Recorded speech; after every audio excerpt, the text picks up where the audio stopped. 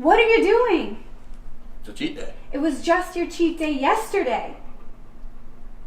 Games.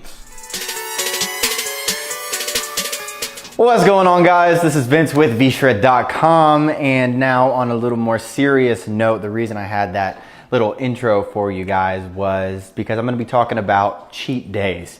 And sure, it was a bit exaggerated in how I showed people having cheat days, but it is a very serious matter if you are trying to get in shape, if you're trying to lose weight, if you're trying to just stick to a diet. Now, in today's video, I'm going to be talking about when you should have a cheat day and really why you should have a cheat day.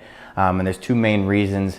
But before I get into those two main reasons, there's no point in even thinking about having cheat days unless you actually have your diet taken care of. Otherwise, you're not following a diet at all, because cheat days are actually part of diets. They are factored in for two reasons that I'm going to get into, but you have to make sure that you have the other part of your eating plan taken care of. If you want help doing it, I have a free quiz that tells you how to diet and also the type of training that would match that diet. So if you want to figure out how to diet and how to train for your goals, take my free quiz. It's the link in the description below this video. Getting into the two reasons for cheat days and really just when you should have them. First one is going to be the physical change. And this is one that people don't really often relate cheat days to, because truth is, when you're dieting, if you're trying to lose weight, you have to be in a caloric deficit. I've talked about this in many of my videos.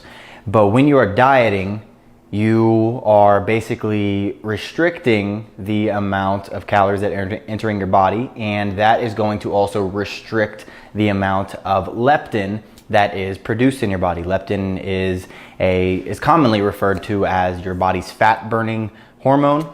It's responsible for helping to regulate your metabolism, helping with giving your body energy. And when you're dieting and getting in less calories, there's less and less of this hormone, less and less leptin. So what happens is, as you're dieting, you're going to actually start seeing a slow decline in the number of calories that you're burning. And this is why sometimes you may hit like a weight loss plateau. The first couple weeks, you're losing weight.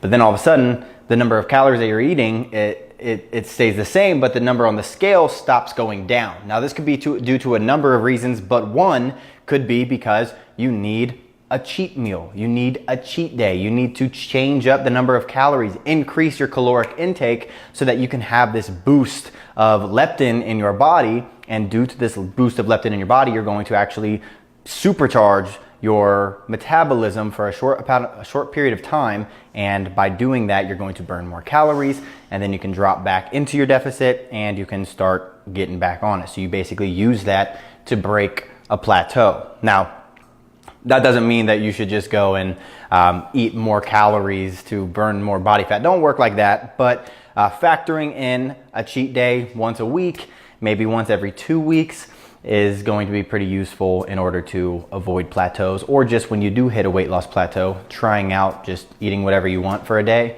and then getting back on your diet the next day. It's really useful with a lot of our clients. Now, the second reason or when you should have cheat days and why you should have cheat days is going to be the psychological aspect. And this is related to your mind, your brain, how difficult you find it to stick to a diet. Because I don't know about you, but I've helped thousands, hundreds of thousands of people get in shape. And I myself have gotten down to super low body fat percentage. And if there's one thing that I've learned, it's that nobody can stick to a diet 100% all the time. It's just not possible. It's not sustainable. And so if you plan to stick to a diet long term, and I don't even really like calling it a diet, because when you actually change your lifestyle and you start looking at it as your new meal plan rather than this diet, because diet is typically referring to a temporary period of time, which means you're going to quit it eventually. And so if you make this lifestyle change, you can't make that lifestyle change if you don't allow yourself flexibility. If you don't allow yourself to eat those foods that you love eating, if you love burgers and fries and your meal plan says that you can never have burgers and fries again, next weekend when you crave burgers and fries, you might say no to it, but then the following weekend, when you crave burgers and fries again, you're not gonna say no to it, and it's going to continue over probably into the next day and the following day and the following day, and you're gonna look up and you're gonna have quit your diet. Or it could be something like candy. And then rather than factoring in like a cheat meal where you have some candy or something like that, it turns into this long, huge binge where you've eaten a whole jar of Nutella or a massive bag of Sour Patch and you don't really know what happened, and now you're just gonna quit your diet because you lost all your progress. You don't wanna do that. You want to factor in, I like to say, weekly cheat meals, weekly cheat days, because when you do get that craving on a Tuesday afternoon, it's easier to say no to that cheat meal on that Tuesday afternoon and tell yourself, no, I know I want that now, but my cheat day's on Sunday. And so on Sunday, I'm going to get this food. And so in your brain, it's a lot easier to turn this down no, to stop negotiating with yourself and tell you, hey, I'm gonna get this on this day, so there's no need to have it today. Versus you have a craving on Tuesday and you can't ever have it again. What do you think you're gonna do? You're gonna quit. You're gonna have it right then and right there. It's not gonna be planned into your meals at all. It's not going to be useful for your body at all, and you'll probably end up quitting your diet. So there's, like I said, two main aspects to cheat meals. The first one is going to be the physical benefits to help break plateaus for weight loss, and the other one is for psychological reasons where it's very difficult to stick to a diet that you're never allowed to binge. You're not even binge. You're never allowed to cheat. You never have these cheat meals factored in. You never have these cheat days at the end of the week that you can look forward to throughout the week. So if you're dieting right now and you're just trying to stick to your diet 100% all the time, stop doing that, because that's the number one reason that you hear about all these fad diets, low calorie diets, low carb diets, maybe even something like the Atkins diet or anything. And you're following it, giving it all your effort, and then it's been long enough to where you have these cravings and all of a sudden you can't take it anymore and you binge and then you just quit your diet altogether.